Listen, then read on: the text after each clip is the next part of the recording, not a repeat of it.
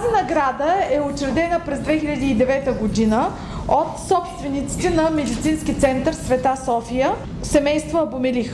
И всяка година се връчва на дата 17 септември, денят, в който почитаме мъдростта, любовта, загрижеността и надеждата.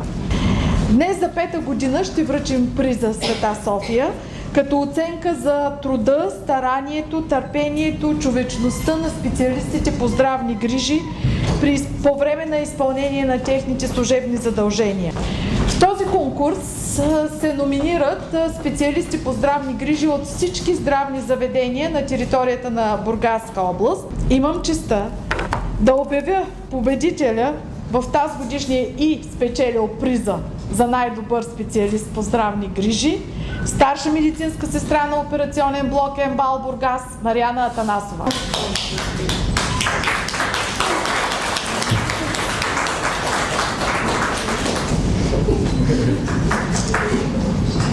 Чувствам се много развълнувана. Можете ли да се върнете назад във времето и да се спомните първия работен ден? Помня го, разбира се. Бях много плаха. Звеното беше много трудно. Това беше първият ми работен ден. Но колегите ме посрещнаха много добре и нещата просто ми се случиха. Колко години след това продължавате да работите в болницата? Какво е ежедневието? Трудови ми стаж само там, само в операционен блок от първия ден до момента. Не съм работила никъде друга. Има много случаи, които си спомняте за това време. Най-трудните какви са? Много. Най-трудните и най-тежките винаги са били свързани с децата. Какво желаете от тук нататък? С какво ви задължава тази награда? Тази награда ме задължава да продължавам по същия начин, да повишавам обучението си, да се развивам, да съм в крак с новите изисквания.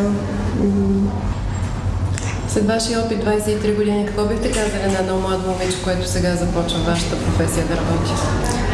Че ще е трудно, но има много хубави моменти, които се заслужава човек да ги живее. Тази професия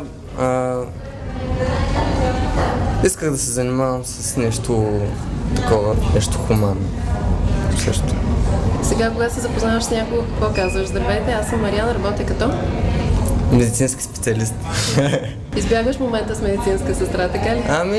Да. От колко години работиш това? Вече почти 2. Първото признание ли е това, което получи признание на колегите ти днес? Да, това е първото. Все пак отскоро съм в тази сфера и... С какво то те мотивира от тук нататък да работиш още по-добре? Продължавам с развитието си.